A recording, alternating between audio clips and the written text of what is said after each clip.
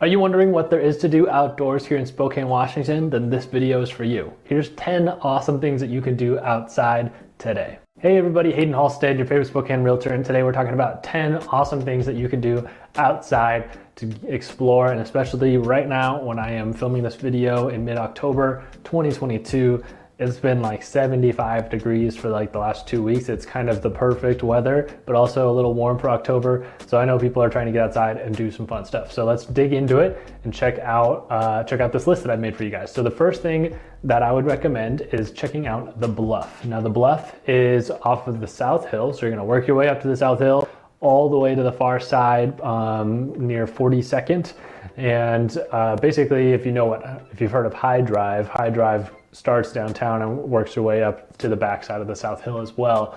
But that's the drop off of the South Hill going to the west, and there's a ton of hiking trails, beautiful forest area down there. I know we'll run into some moose and deer and all sorts of other wildlife that come up from the Latah Valley. And yeah, so there's a whole hiking trail system in that area. You can work your way all the way down to the Latah Creek, but you can basically walk from Polyjudd Park, which is on 14th and High Drive, 14th and Cedar, I think is what it actually is. You can work your way all the way to Hatch Road, the other side, basically the other side of the South Hill. So there's a lot of hiking to do. It's very beautiful. Different levels of trails, that some are more hard than others.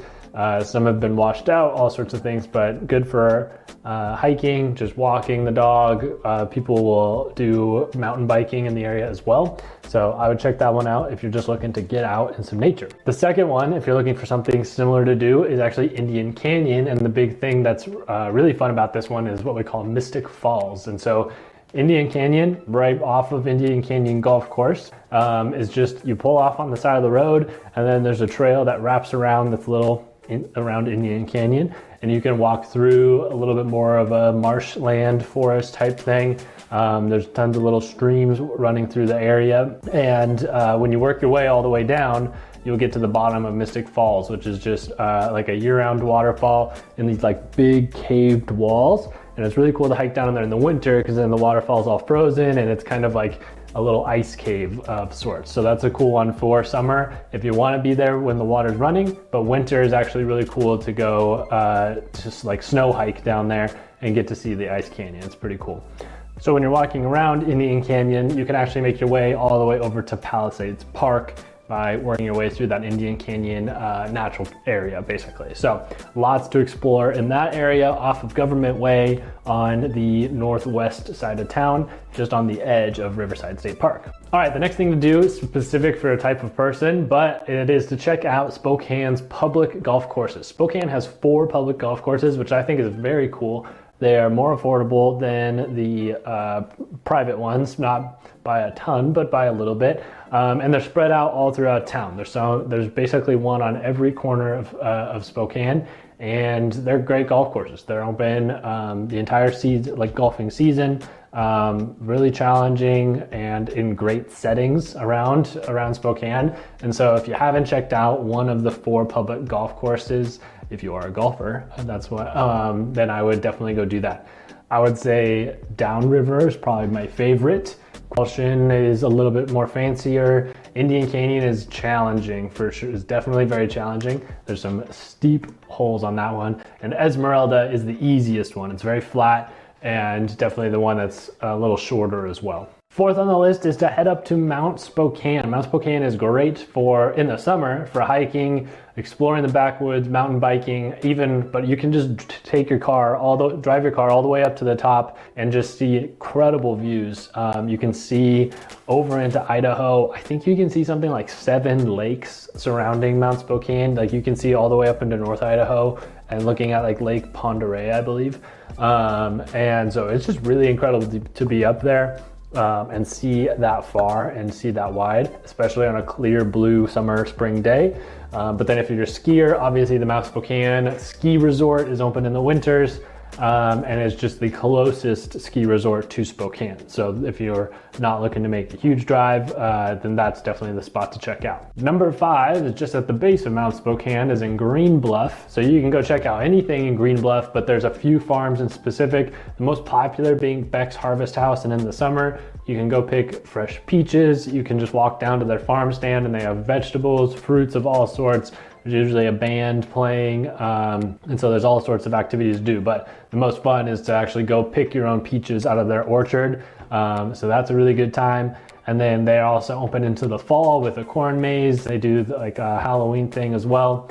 Pumpkin donuts are amazing there. So if you're looking for something in the summer or fall, go to Beck's Harvest House. And then down the road, there's some more, that one's like the family friendly one. There's some more adult farms as well. There's Wildland Co-op. They make their own beer and wine and have their own farm of growing fruits and vegetables as well. So definitely go support them, as they are up and coming. They're a newer one and they would love your support. It's very cute and amazing products as well. Number 6 on this list is the Little Spokane River. I love this one because it's great for kayakers or inner tubers, because they offer a shuttle service where you can park your car up in the parking lot, go work your way down the river, and then they will actually pick you up with your gear and drive you back to your car, instead of needing 2 cars, one at the start and one at the end, and trying to navigate all that confusion, and it's just annoying. So I think this is an awesome one for kayakers, or anybody that just wants to get out on the water from spring through fall, and they offer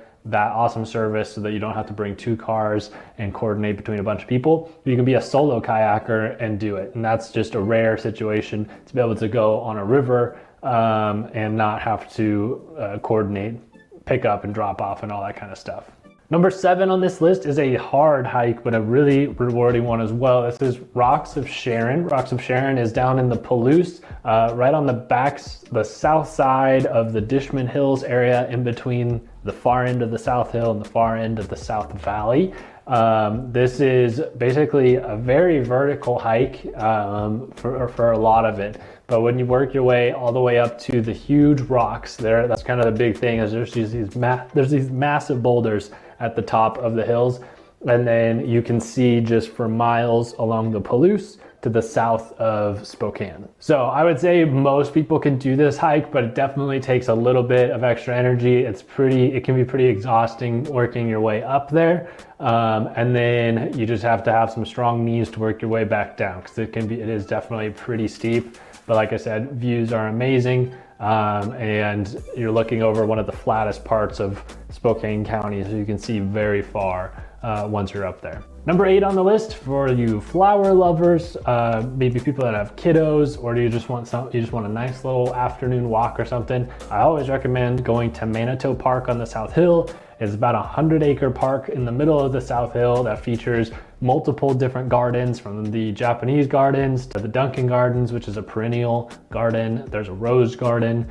So lots to do, multiple playgrounds for the kids, lots of hills. So in the wintertime, there's some major sledding hills to go check out there as well. But there's also a pond and everything. So great for jogging, running through. Lots of bikers make their way through there as they're doing their loops, and but great for kids as well. So if you're looking for much more simple, just kind of straightforward, but a beautiful park, definitely check out Manito. Number 9 on this list, I recommend it all the time, is the Centennial Trail. It is a 40-mile long trail from 9 Mile Falls all the way to the Idaho border, and it does continue into the Idaho border. Into Idaho, we just don't count that part. But basically just a paved path for most of it that works its way through downtown Spokane, all the way along the Spokane River until it changes state lines. So this one is amazing for bikers, runners, but even just a nice walk depending on where you are in town. You can be in Kendall Yards and then walk along the Spokane River and make your way to the Gonzaga campus. So there's good little pockets depending on the neighborhood that you're in that it runs its way through. I know from my house, I'm close to downtown, and I can make my way downtown via bike in like 5 to 7 minutes using the Centennial Trail. So it's very convenient, and the path itself is actually pretty nice, especially along the Spokane River. It's just a nice way to get around downtown Spokane. And number 10 on this list, that I would recommend checking out is Bowl and Pitcher. Bowl and Pitcher is just a destination within Riverside State Park, which is our one major state park here in Spokane. But it's very cool because you show up and there's a campground there. It's a very nice campground. It's great for if you live in Spokane, you want to go camping, but you want to make it just a one night something, just to get out of the house and have some fun.